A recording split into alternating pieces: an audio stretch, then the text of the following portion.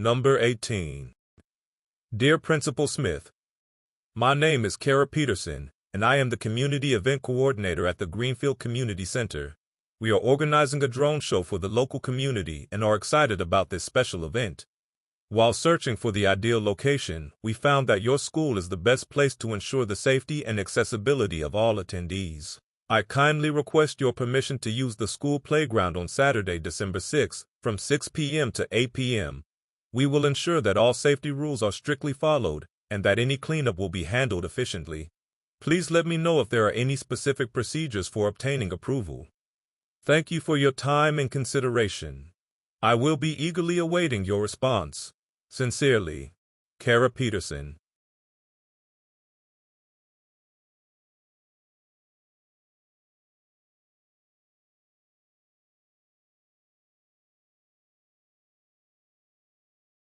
Number 19. When Amina returned home from the river with her full clay water jar, she noticed men with tools near her family's hut. She wondered who they were. Her uncle stood among them, pointing to a spot beyond the baobab tree. She put the jar down and walked closer, wanting to know what was happening. The men began clearing and marking the ground. Amina ran to her uncle with a mind full of questions. "Uncle, what's happening?" she asked. "We're preparing the land. Something important will be built." "A school," her uncle said with a proud smile. Amina's eyes sparkled with joy.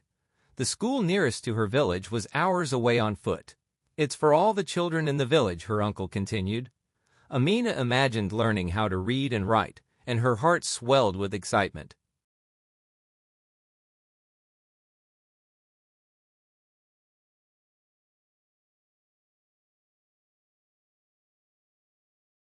Number 20. Tactics is a term drawn from military usage. Strategies are plans of action directing a military force when attacking another, and tactics are responses to conditions on the ground. In this vein, time is imposed on us by our cultures, by the technologies that have regimented time down to the nanosecond, and by its own finite nature and the fact that we're going to live only so long. In response, we must develop tactics for dealing with time and waiting. These aren't tactics to eliminate waiting. Instead, these are tactics for teaching us how to learn from the seams. These tactics have the potential to reorient us in profound ways, transforming our perspectives on our wait times. Such renewed perspectives transform waiting from a burden to a springboard toward things like creativity, social critique, or reflection on our inner state and the state of our relationships.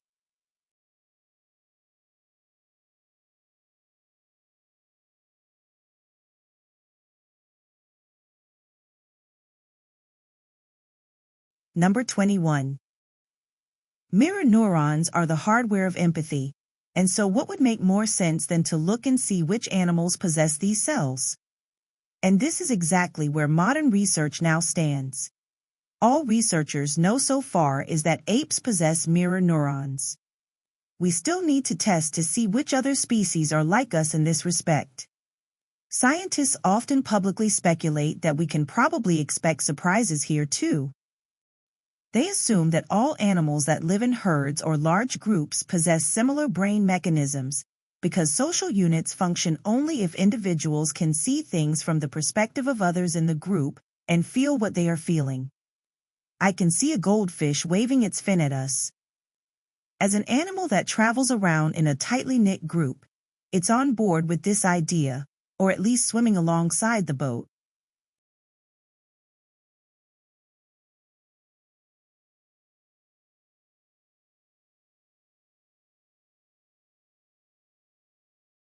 Number 22. The future of work depends on two forces, a harmful substituting force and a helpful complementing one.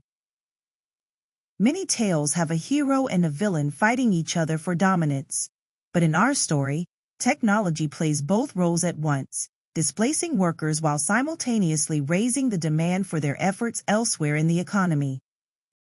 This interaction helps explain why past worries about automation were misplaced. Our ancestors had predicted the wrong winner in that fight. underestimating quite how powerful the complementing force would prove to be, or simply ignoring that factor altogether. It also helps to explain why economists have traditionally been dismissive of the idea of technological unemployment. There appear to be firm limits to the substituting force, leaving lots of tasks that could not be performed by machines, and a growing demand for human beings to do them instead.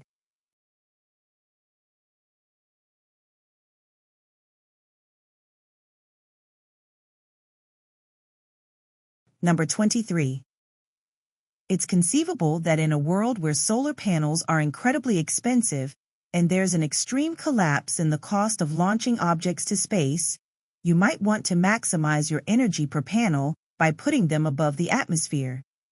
But panels are cheap, and even if we assume pretty steep drops in the cost of space launch, the numbers don't add up. This becomes especially clear when you start to think about maintenance. Try to imagine acres upon acres of glass panels in space, regularly hit by intense radiation and bits of space debris while enduring the extreme heat of constant sunlight. They'll have to be repaired and cared for either by astronauts or an army of advanced robots. Solar panels in Australia can be cleaned by a teenager with a spray bottle and a cloth.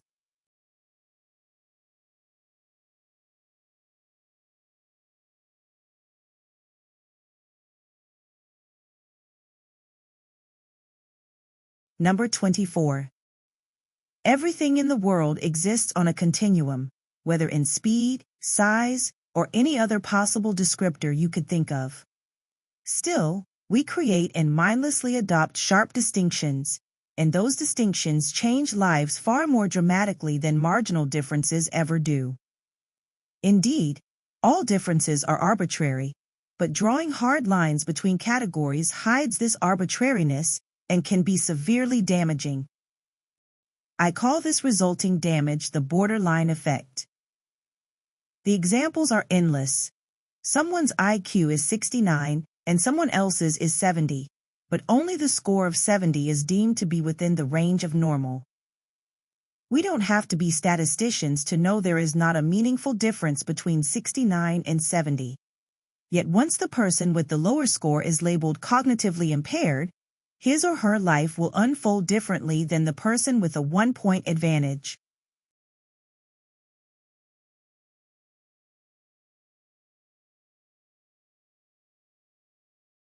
Number 29. All human cultures mark the passing of time by the differences they observe in the world around them. Our choice of which differences to mark depends firstly on what we can observe, and secondly, on what is important in our lives. How we mark the differences, the shapes of our calendars and our rituals, depends on the connections we make between those two things.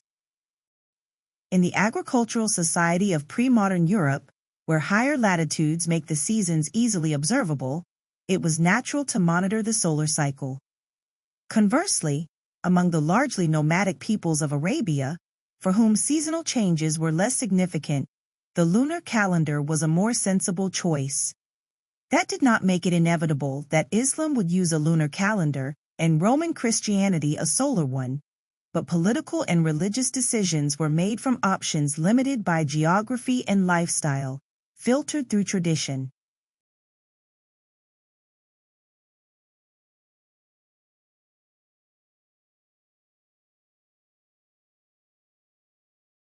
Number 30.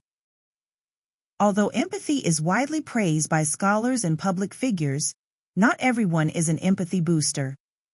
Critics of empathy argue that empathy will not save us from interpersonal and intergroup conflict. In fact, they argue, empathy makes such conflicts worse. These critics maintain that empathy can be exhausting and lead to burnout or insensitivity to suffering.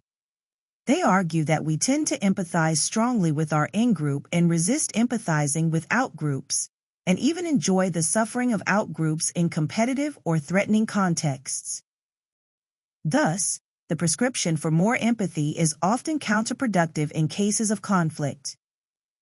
Empathy, they argue, can further encourage conflict and force us into an us versus them mentality.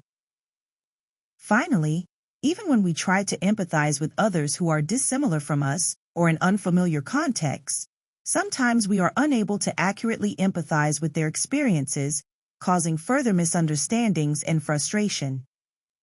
Critics of empathy argue that we should give up on empathy and employ other tools in pursuit of social harmony, for example, rational compassion or moral emotions like fear, anger, and shame.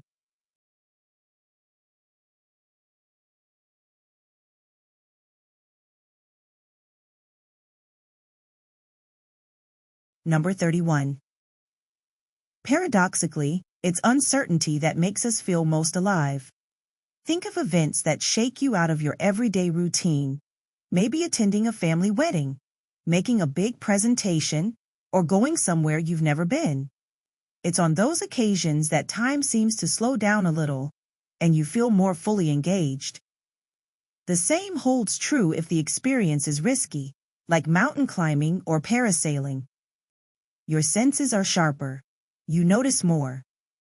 Thanks to the release of a feel-good chemical in the brain called dopamine, you get a greater rush of pleasure from chance encounters with people than planned meetings. Good news, financial rewards, and gifts are more enjoyable if they are surprises. It's why the most popular television shows and movies are the ones with unexpected plot twists and astonishing endings.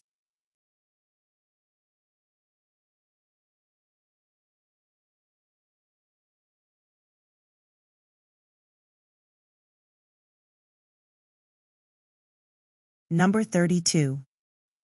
A great strength of the market mechanism is that there are incentives for individuals to reveal their knowledge through their behavior. This stands in contrast to many strategic situations, for example, in political negotiations, in which it is wise not to let the other side know what one's true preferences or production capacities are.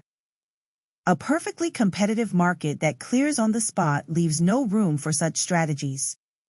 If prices are not sticky, as many models assume, individuals adapt their behavior instantaneously, whenever their preferences or the circumstances change. They stop buying items that do not satisfy their needs and stop selling items that do not provide them with optimal gains, maybe switching to the production of other items.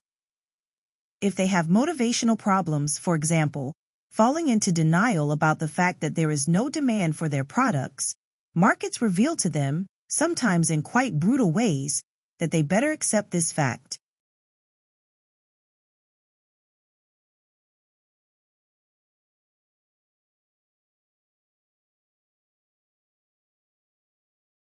Number 33.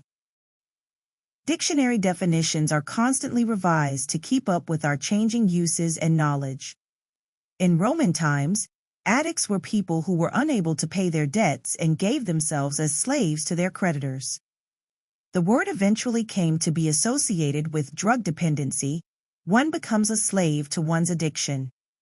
The word husband originally referred to being a homeowner. It had nothing to do with being married. But because owning your own property made it more likely you'd find a mate, the word eventually came to mean a male who has been wed. On November 5, 1605, Guy Fawkes tried to blow up the British Parliament.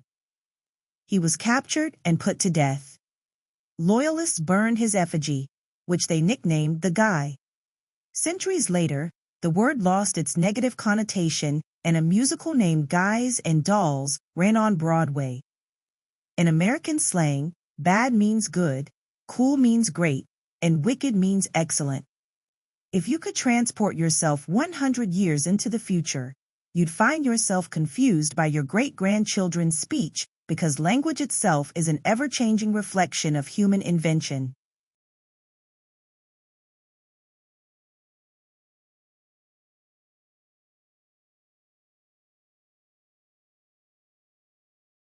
Number 34. The term anchoring was introduced by Roland Barthes, who observed that text is often used next to images. His focus was on photographs, to confine meaning. Of all possible literal or implied interpretations an image could elicit, text would point the viewer towards a desired specific direction. In advertising, As Barthes argues, the symbolic message does not guide identification but interpretation. The viewer is not asked to recognize what they see, but to understand why they see it and what it means to them.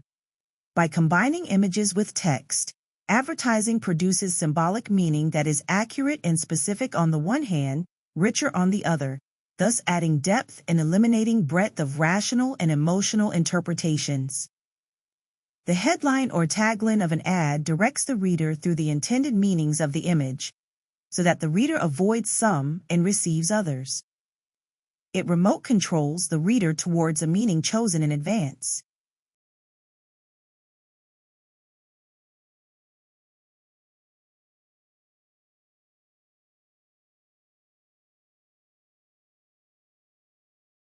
Number 35. According to Einstein's theory, a large mass like the Sun bends spacetime. Newton's theory makes no such prediction. This bending of spacetime leads to phenomena such as gravitational lensing, where the light of distant stars appears to be in different locations when they pass by a large mass like the Sun. We don't normally see this lensing because stars aren't visible during the day when the Sun is out. But a solar eclipse in 1919 allowed scientists to observe what the Sun's gravity was doing to the light from distant stars. The stars around the Sun appeared to have moved from their normal positions in the night sky. The shift was much larger than Newton's theory predicted, but exactly in the positions predicted by Einstein's theory.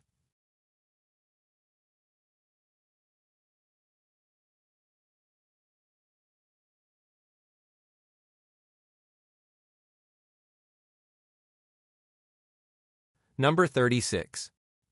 We're naturally wired to organize the world into a hierarchy.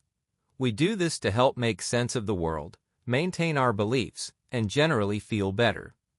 But when someone infringes on our place in the world and our understanding of how it works, we react without thinking.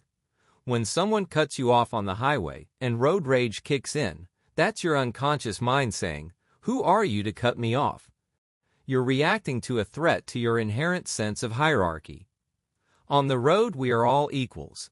We're all supposed to play by the same rules. Cutting someone off violates those rules and implies higher status. Or consider when you get frustrated with your kids and end an argument with, "Because I said so," or the office equivalent, "Because I'm the boss." In these moments, you stop thinking and regress to your biological tendencies of reaffirming the hierarchy.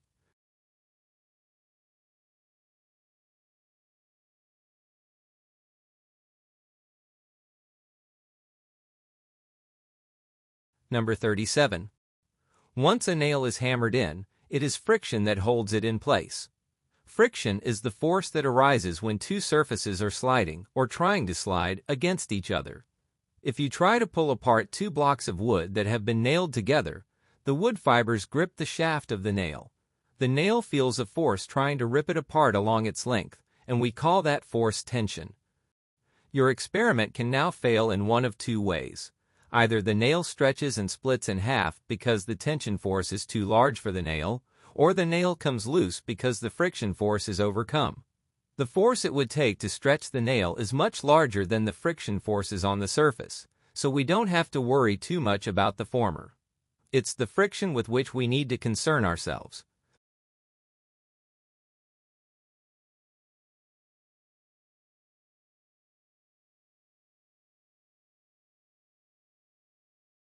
Number 38. The traditional bank manager in the 1950s was usually a respected pillar of the community, a cautious, careful sort of person who probably went to bed early and didn't drink too much. But from the 1970s, a new kind of banker appeared, loud, flashy, and arrogant. These bankers loved taking big risks. They wanted to get rich quick and blow their money on fast cars and expensive champagne. They made their money through what's called speculation. Normally, people buy things because they want to use them, such as wheat to make bread and petrol to run the car. But when people speculate, they buy things even when they have no interest in using them. They might buy a load of wheat simply because they think that its price is going to rise when a drought is predicted in wheat growing areas. If their guess is right, they later sell the wheat for a profit.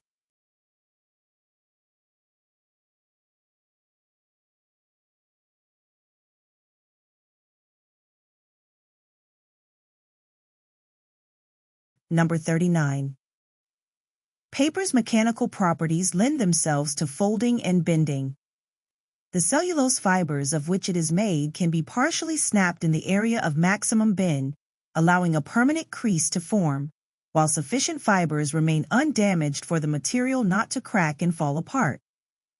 Indeed, in this state it pretty much maintains its ability to resist being pulled apart, but it can also be torn easily and accurately along the crease if a point of weakness, a small initial tear, is opened up. This winning combination of mechanical properties allows it to assume the shape of any object through creasing and folding, hence the art of origami. There are very few materials as good. Metal foils can hold a crease, but control of the crease is somewhat more difficult. Plastic sheeting doesn't tend to hold a crease at all, unless it is very soft, in which case it lacks the rigidity required of a good wrapping material. So it is its ability to hold a crease while remaining stiff that makes paper uniquely suited to this purpose.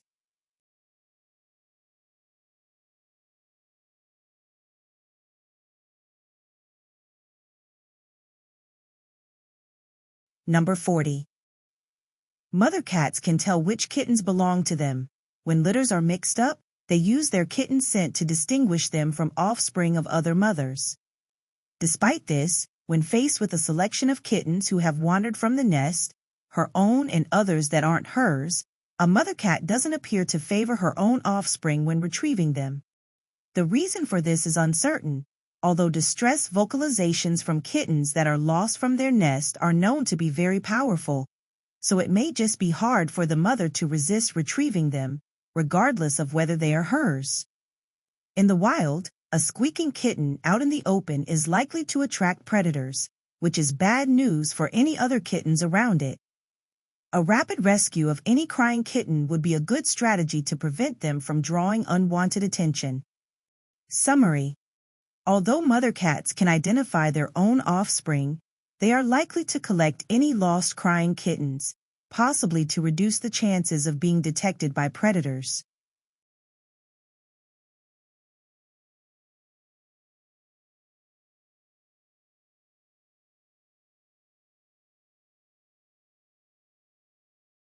Number 41 and 42. Many animals pursue a mixed strategy of accumulating both body fat and food, which leads one to ask, what are the relative advantages and disadvantages of these two forms of energy storage? Maximum fat deposition increases with body mass, whereas maximum food storage is not constrained by body size. This means that animals, especially small animals, can accumulate much greater energy reserves in the form of stored food than they can in the form of body fat. Further, stored food is more economical than body fat because fat contributes to body mass, and metabolic rate increases with body mass. In other words, there is a metabolic expense to maintaining fat. Excessive fat accumulations may also have a negative effect on an animal's ability to avoid predators. And, if maintaining a high body temperature is advantageous, animals might be expected to accumulate more energy in the form of a food store than as body fat. On the other hand, stored food may rot over time, may be removed by robbers, or may simply be lost. Many animals must expend energy managing and protecting their food stores. Eating food and converting it to fat avoids these types of losses and the energetic costs of managing stored food. A large accumulation of body fat adds to an animal's fasting capacity, especially large animals, permitting some animals to enter prolonged dormancy in the relative security of a hibernaculum. Thus, both fat accumulation and food storage have some decided advantages.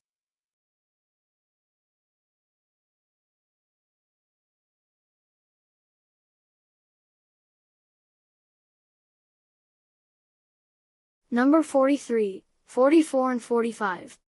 Colin's dad had a 15-year-old car, which was the same age as Colin. He decided that it was finally time to replace it with a newer model. One evening at dinner, he shared his plan to buy a new car with his family. Excited by the news, Colin became determined to contribute to his dad's big purchase. Over the past several years, Colin had saved his allowance money. He felt that this was the perfect opportunity to do something special for his dad. The next morning, before heading to school, Colin put an envelope on the kitchen table. When his dad came into the kitchen, he noticed the envelope and asked his wife about it. She explained that Colin had left it there before leaving for school. Colin's dad opened the envelope and saw a thick stack of money. "There's $1,000 in here," he exclaimed, after counting it. His wife smiled and said, "Colin wanted to help you pay for the new car." That afternoon, Colin's dad went to the car dealership and purchased a car that was only 1 year old. He picked a red car because that was Colin's favorite color. The money that his son had left for him was enough to cover the remaining cost, and he even had some funds left over. Colin's dad decided to buy his son a small gift with the extra money. That evening, when Colin came home, he was amazed to see the new car parked in the driveway. His dad thanked him sincerely and told Colin how proud he was of his thoughtful gesture. Then, he handed Colin a small box with a bow on top of it, and a brand new baseball was inside. Colin loved it. He beamed with excitement and said, "Not only do we have a new car, but I also got an awesome new baseball." His dad smiled warmly and hugged him. Colin's kind and generous heart had created a beautiful moment for his family.